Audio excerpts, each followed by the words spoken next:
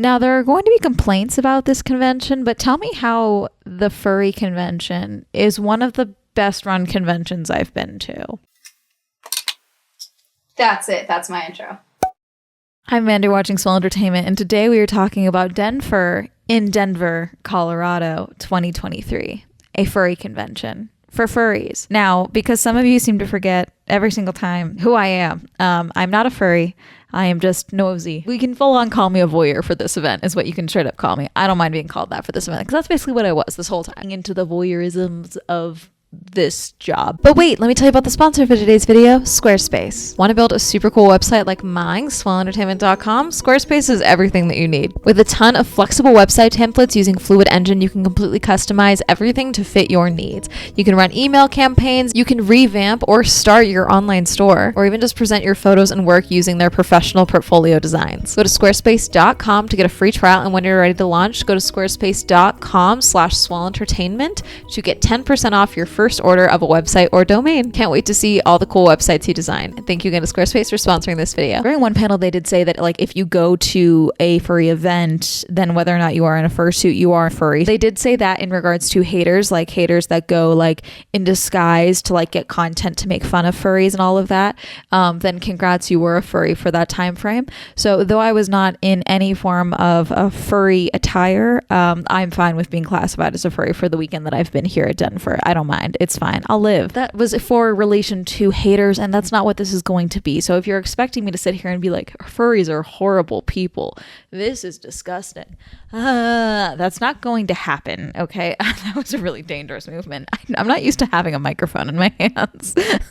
My lighting is also backlit from the windows, side lighting here, and then a desk lamp. I would love to be able to wait to film this until I have a better lighting situation, but there's a very high likelihood that when I get back to California, if I'm allowed to get back to California, because there's a hurricane,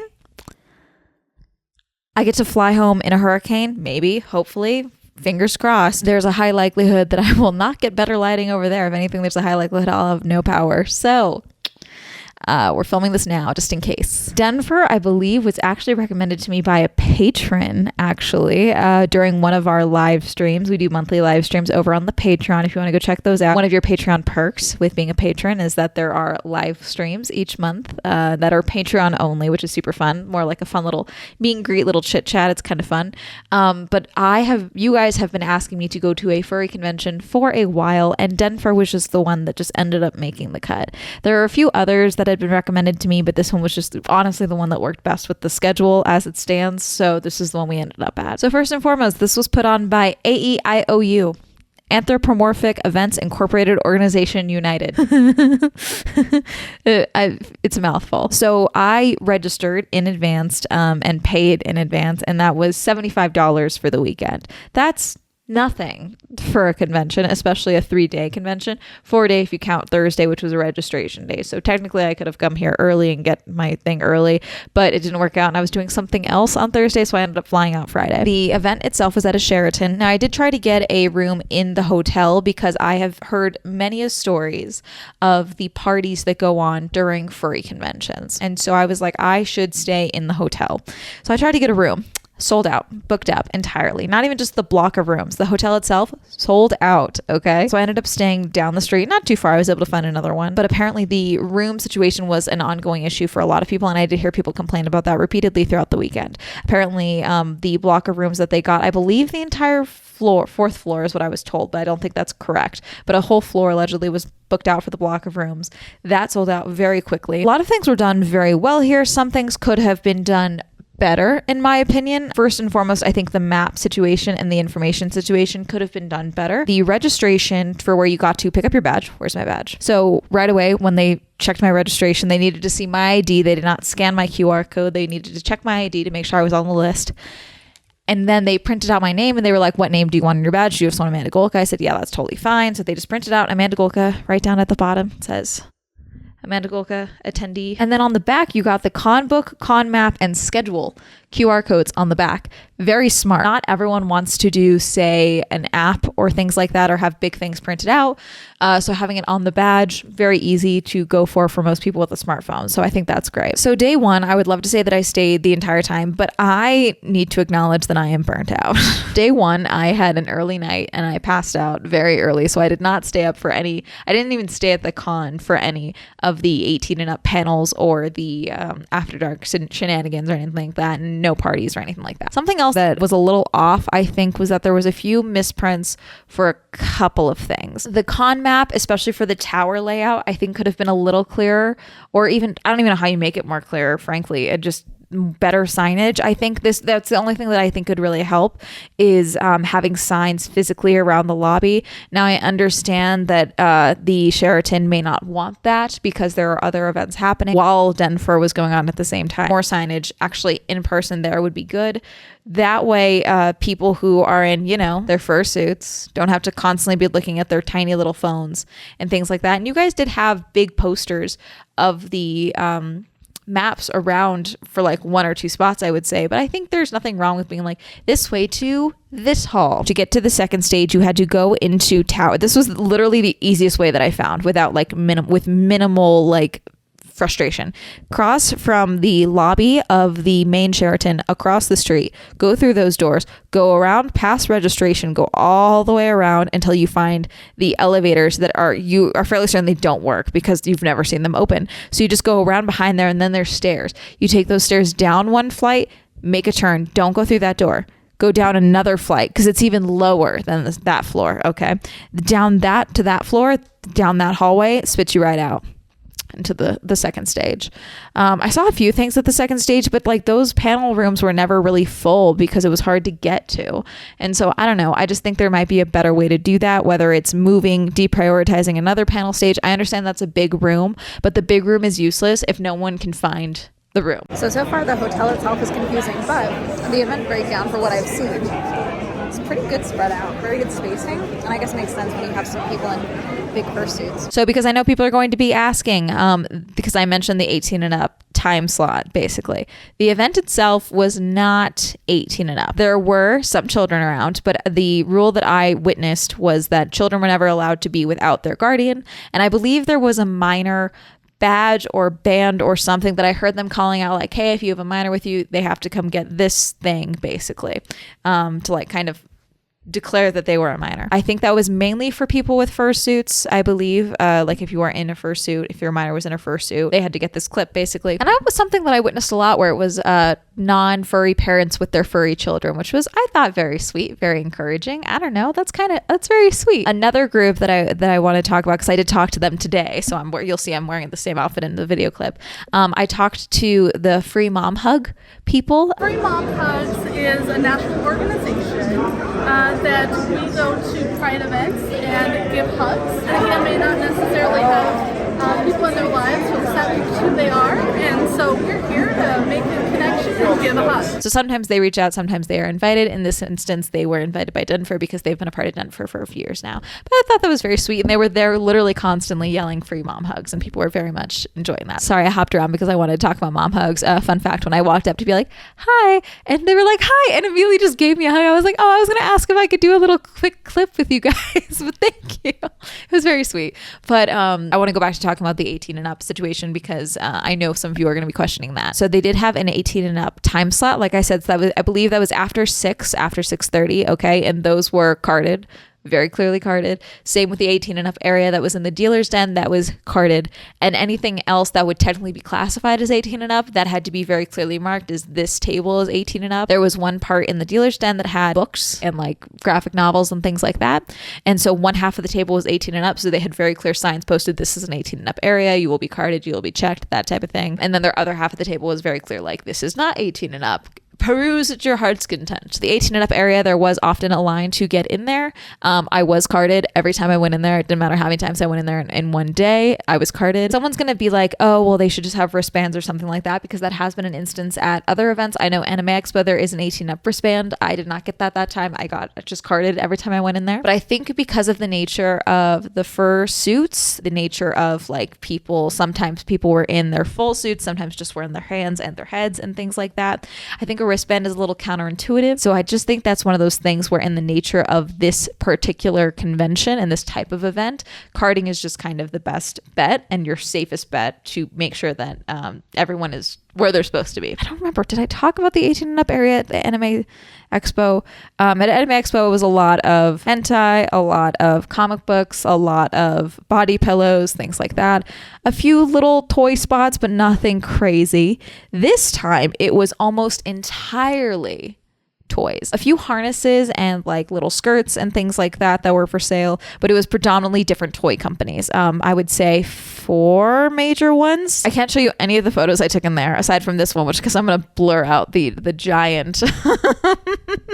I want you to guess in the comment sections right now. Go to the comments and guess how many dollars, American dollars, do you think that is? Did you guess $400? Because that's how much it was. And that seems like too low for me. That's a lot. Okay, that seems like 1,200 maybe. Okay, that's just me. Someone did buy that, by the way, because I went back the other day and I was like, oh, it's off the table. Like, I'm thinking either someone got weird about it. They're like, no, someone bought it. I only bought this. Don't worry. I know what you're thinking, Amanda. Why? I was looking at it on their display and she was like, oh, that's a phone holder. One moment. She was like, people keep asking, like, how does that fit inside of you? And she said, I just keep telling them, please don't try. Actually, it's a phone holder. It's for phones. We just do it. It's a fun thing for when we have extra silicone. We just make the cat phone holders. I'm like, oh, cool. And I thought it was funny. So I bought one. The things I make William edit, frankly.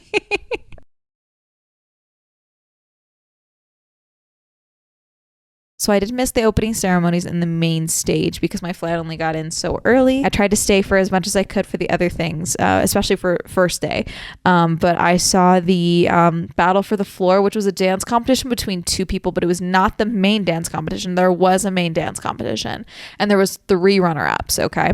That was yesterday. There was also the Fleabags. The Fleabags are a furry band, punk band that performed. How they're doing that in partial fursuits, I don't know. I think it's because they're partial fursuits. They were just in their heads, it seemed like. Are we still doing the thing with the dildos? With the what? Okay. And now I'm glad I asked. Some of the other panels were funny in the panel room. You hang a left and there's meet and greets. The escape room, never got in there because you had to pay for it and I was just not down for that.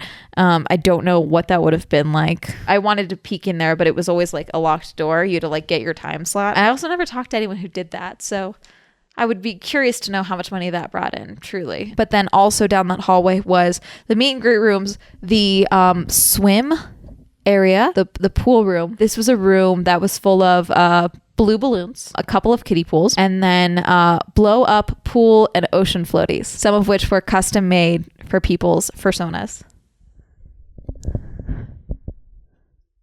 Fascinating. And they took this very seriously. There was like a no shoe rule in there. Be careful if someone was with their floaty to be gentle of the floaty. Do not hit people with floaties, things like that. At one point, one of the fixtures did come down. I don't know how. They used a leaf blower to put it back. Think about the leaf blower. There was like 2, I think, at the whole convention. They just kept taking the leaf blowers and blasting air inside people's fursuits so they don't overheat. We did have one overheating that I'm aware of. These are big, heavy fursuits, and some of these are fleece suits. Some of these are just the faux fur over, in some instances, big, bulky, like almost shapewear, I guess you would call them, for the inserts for the legs and arms and things like that. And then obviously the big heavy helmets. Some people have fans built in. However, I have been told by someone who previously played a character at a park that sometimes the fans actually made things worse because it was just blowing hot air on you. And so the leaf blower, I guess, was just kind of the best bet for a lot of people. But they did have water stations throughout the convention, which is great. They were very much enforcing like, hey guys, we're at a high altitude. Like if you're not from the area, please keep taking breaks and drink water and all of that. Side note, this was something that was very jarring for me personally. I wasn't prepared for this reaction from myself, if that makes sense. Because I've been around furries before. The nature of me going to all these conventions, there's typically at least one furry at almost every single convention I have been to, frankly, just because of the nature of like cosplay and being, you know, it being acceptable to dress up. I'm used to seeing furries. That's not out of the ordinary. That never bothered me. That was fine. What I was not expecting to bother me was seeing someone in a full fursuit take off their fur head. Tell me why that made me think of like when you're at like Disneyland and like Mickey Mouse's head pops off because a dad punches in the face or something. Like, tell me why that like jarred me in such a way repeatedly. I was like, this is not correct every single time I saw it. And like, it's hot. Take your head off. It's fine. Do it. Go for it. Drink some water. Have a chat with your friends. It's hard to hear. Cool. I get it. Totally understandable. I don't know why it jarred me so much. Where I was like, this does not seem correct. So I just thought that was interesting. That I was like, oh yeah, this is how your form is to me. Yes. Your head's gone. There was plenty of people as well. There was a variety of people that weren't wearing any form of a fursuit. People in the pup mask that are like I believe they're classified as BDSM style masks. That's probably just the best way for me to explain them to you. I can probably find photos. They're like the leather masks. I believe they just sell them on Amazon. So it's a very low barrier to entry for getting into furry fursuit, the different levels of the fursuit, because these things are expensive. They're big, bulky, and a lot of them are very intricate, so it's understandable that they're very expensive. So there was a lot of different ways that I saw people that were making different strides in their fursuits, but you could tell like this wasn't like what they wanted their final form to necessarily be, if that makes sense. I sat in on the TikTok panel at one point, and one of the presenters in that panel talked about how they bought their fursuit secondhand and that they were still like trying to like build out their fursuit and things like that, because someone asked them a question about like, oh, if you're not a furry, if you don't have a fursuit type of thing, like what do you think of that? And they were like, no, that's stupid. Like the people walking around in the pup masks have it. If you only have the hands or the feet or your tail, like then if you are here, you're a furry, which is what led to me being like, yes, I guess for this weekend, sure, I'm a furry. Something else that I kept seeing, which I thought was very interesting. I'm very interested in like the technical aspect of things like this. There was a lot of people, I believe what these are the raptor masks from Jurassic World. Now, I believe they sold these at, say, Walmart, Target, Amazon, maybe even, but where I think this was very commonly used for a lot of newer furries, and I saw this in the case as well with a lot of the younger furries as well, is that these are obviously, I believe for most instances, meant for children, but they are articulated to some degree. So for example, you can have a mask that you bought from a store, but you can open and close the mouth and move around much easier, and they're easier to see out of because they're meant for children to play with. Okay. And so there was a lot of instances where people bought these, it seemed, and then painted them themselves to match the colors that they wanted, and then would have like a strip of fabric that they made a full headpiece out of and then added ears to and things like that. And I just thought that was interesting that was like a trend, almost a micro trend within the furry community here that I saw at Denfur, where it was like, oh, that's kind of really ingenious that people were able to find like this toy or something that like was just sold for a movie, and they were able to personalize it themselves and say that. And I don't know, I just like things. I like things like that where you can see the ingenuity that goes into different groups like this and things like that. I always find that interesting. Some panels were definitely more interesting than others. Some were very random. I watched a dragon talk about their favorite cheeses for an hour. That particular dragon is a cheesemonger by trade, and they wanted to do a panel, so they literally just did a panel talking about cheeses. And I was like, is this going to be the whole weekend? Just people talking about like their focuses? I kind of like that. That's kind of fun. That was not the case for the rest of the weekend, but I just thought that was interesting. A couple of different meetups happening, meet and greets, a few of those. Didn't go into any of those really because I was like, that's not my space, not for me, that type of thing. Walked around a bit more, and then I went and dropped some stuff off here at the hotel because I bought my cat phone holder and a Mothman scarf that I get to wear to the Mothman Festival next month. So I came back for the 18 and up sections last night. I was like, I'm exhausted, but I'm going to push through and at least get to some of the 18 and up sections. Oh, also earlier in the day, we did have the dance competition. The dance competition was much more intense than the battle for the floor. The battle for the floor was basically a dance off, okay? But a dance competition, these were choreographed numbers, okay? You would just sign up to apply for the dance competition, and these were almost always full suit competitors for the dance off. Very impressive, frankly, because I can't dance like that, and I'm not wearing like 15-20 pounds of extra fur. So I came back immediately. They started carting people for the 18 and up sections. There was also a bar that had been set up during the 18 and up time slot. They brought a bar out into the main lobby area. For the 18 and up hours, they had panels going till like 2 a.m. in some instances for the 18 and up hours. Did I make it that long? No, I missed out. I'm sorry. I cannot review those for you. Okay. I am burning out like a candle constantly. My favorite part of the 18 and up hours, more than anything that I witnessed, was the changes to the fursuits, because this was like,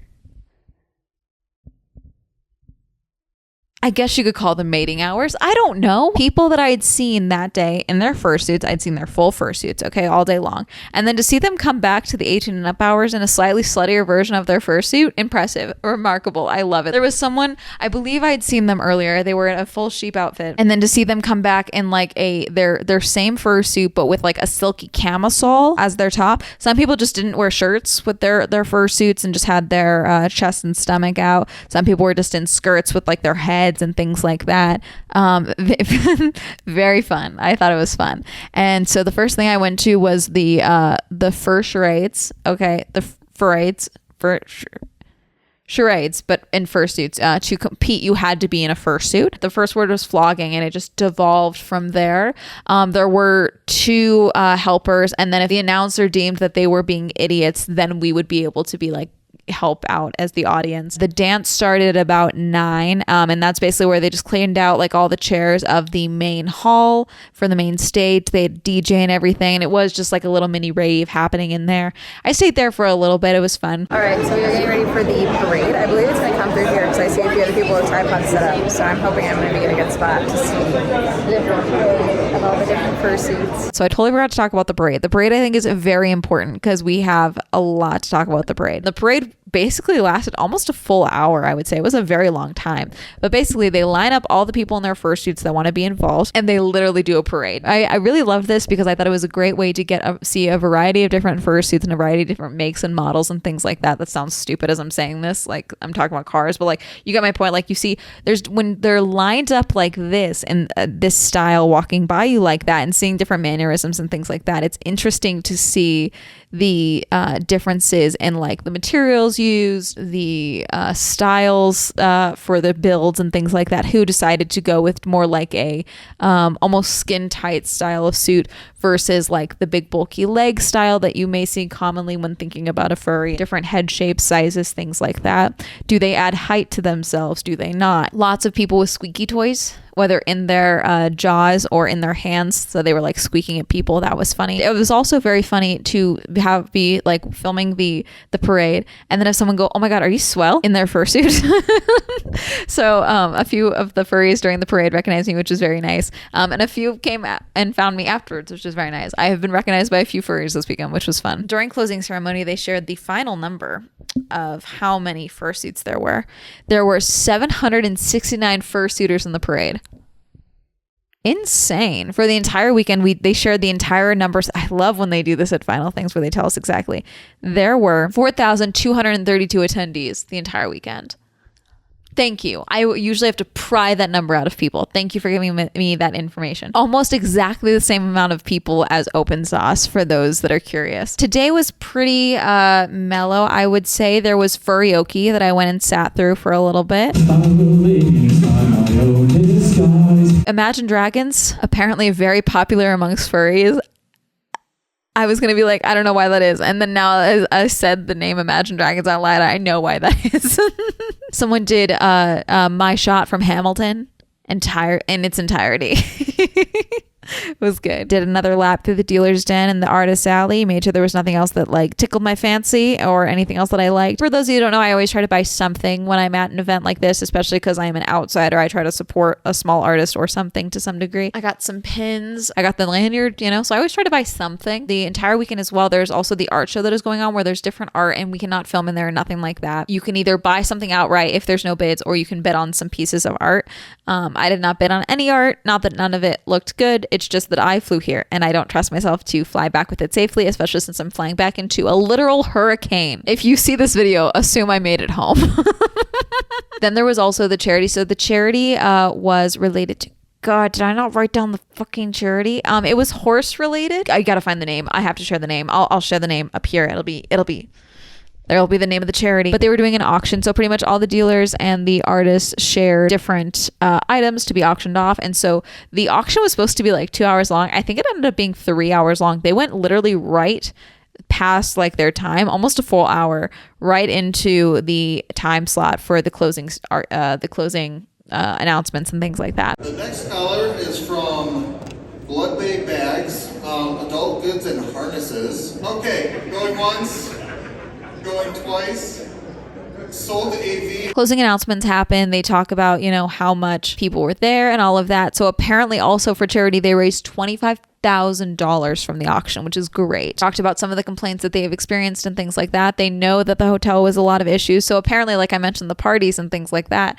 Apparently, the Sheraton this year was running this shit like the Navy, and we're cracking down on parties left, right, and center. Not even just that. If you had your friends come over to your room and you were like watching movies or something, Sheraton was there and being like, hey, get the hell out, shutting this down, things like that. To the point that on Twitter, if you search Denfur 2023, you may see a few jokes about how if I breathed in my room and they evicted me from the hotel, things like that. And one of the viewers that I met was like, I'm sorry, there's like no good parties this year. They've never been like this. Like they've never been this crazy about shutting down parties. During closing arguments, they shared that they have talked with the hotel, they understand there's an issue, and that they are going to have a designated party floor in the future because they need space where they can get a little loud.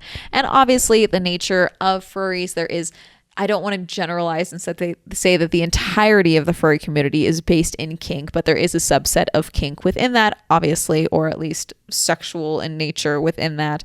And so there needs to be some shenanigan space, okay? There just needs to be. There needs to be spaces where shenanigans can happen. And also it's like, who gives a shit? Hotel parties? Are they really that bad?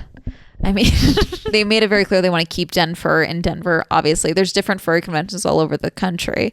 But I don't know. I feel like Vegas might be a little more lenient with that because I feel like they're known for hotel room parties in Vegas. They're going to work on some customer service training with some of the hotel because the hotel were not trained on how some people within the furry community handle opposition or aggression or pushback of any kind, which was a very nice way of saying that a lot of people have social anxiety, which side note, someone was walking around the dealer's den with they have badges that they clip on, like almost like the clip-ons like this, but different, like things like hard to see, low visibility, I'm disabled, things like that. Someone had one that said awkward but friendly.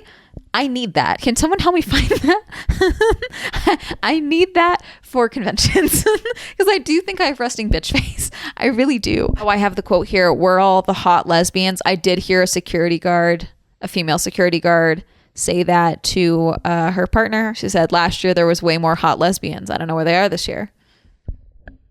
Something to note. The reason I mentioned this being one of the better run conventions that I've seen in a while, aside from the few instances where like panels went over and things like that, having multiple stages and there's constantly being something to do, there was very good overlap in the scheduling, I would say. Aside from the occasional instances where the dealer's room had a line, they were always very good about making sure that the dealer's line did not interfere with the, say, artist alley and things like that.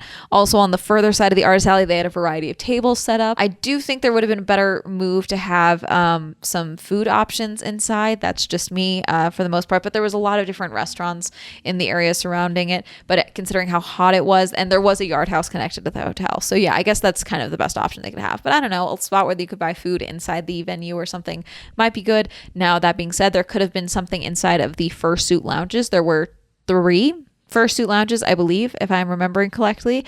Obviously, I never went in there because I was not in a fursuit. And again, that space, not for me. And someone always asked me like, oh, how do you think we can fix like the crowding issue at events and things like this? This had a very good job of dealing with crowding in that it was already designed for extra space.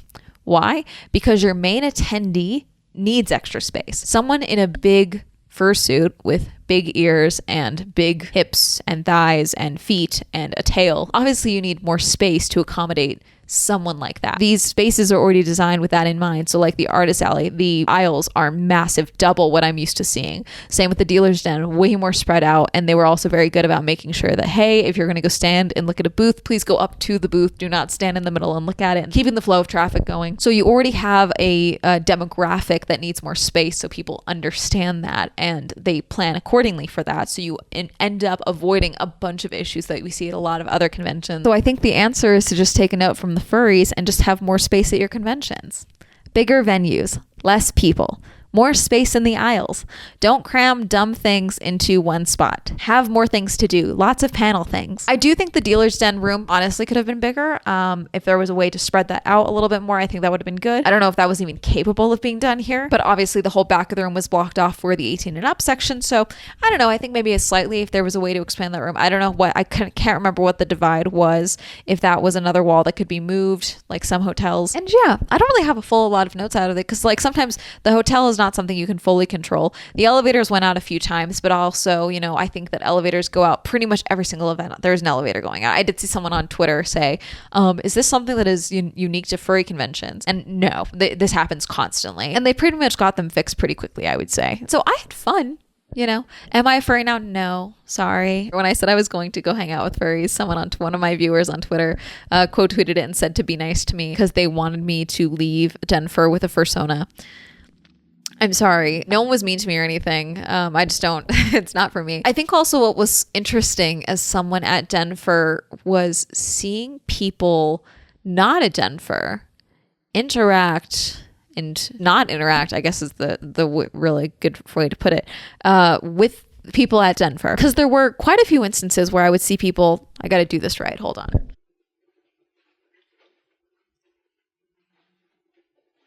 I don't think they thought the furries were going to attack them. I truly think they were afraid that they might be into that. Like, I'm not kidding. Like, it was like if you looked at the furries too long, you would become attracted to the furry. Was the only way I could describe how I witnessed some people just completely avoid making eye contact. Not even eye contact. Like, just not look directly fully at the furry. It was interesting because there were people that I met as well that were like at the hotel for other things that were just like, yeah.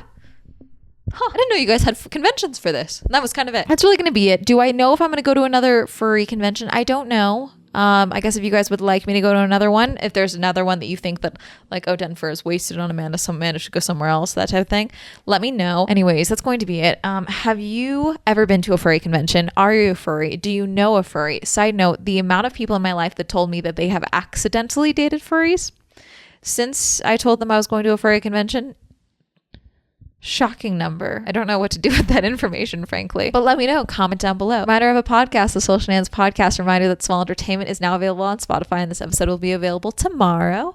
Reminder, I have merch. I don't know if I have a merch design for this one. I may just bring back my voyeur-ish style merch that I did previously. I'll look around and play around with that a bit more. I don't know. Shout out to my patrons. Thank you so much for supporting my Patreon. I get all 6 more on my Patreon. Links down below. Like to follow me on social media. They'll be all up here. And that's going to have a lovely day. Goodbye. Sorry, I was going to do a joke. I'm not going to do it.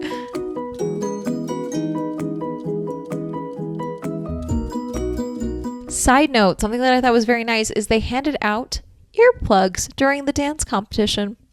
That was very nice of them. I had my orgasmic earplugs, but I thought that was very nice that they did that for people because the music was very loud. Thank you, Amy, Andrew, Alan, Awful, Aslan, BJ, Cameron, Christopher, Chris, Crispy, Crispy, Crash, China, Corey, Daniela, 31, Don, Donnie, Elliot, Evan, Eric, Eal, Ghostly, Hopeless, Homer, Incognito, Jasmine, Joe, John M, Jordan, Joseph, Justin, Kenny, Kim, Kristen, Lauren, Lamb, Lex, Lisa, Luis, Mae West, Madeline, Matt, Matthew, Medic, Meme Lord, Michael, Michael J, Michael T, Micah, Nathaniel, Pat, Penn, Pink, Philip, Richard, Rob, Rosie, Red, Robert, Ross, Ryan, Sam, Serena, Skylar, Simon, Tasha, Timothy, Heavenly Plastic, Tyler, Tenzin, Tom, Thomas, QWERTY, Victor, Randy, Winter, Wendy, Will, William, Zendry, Zwink.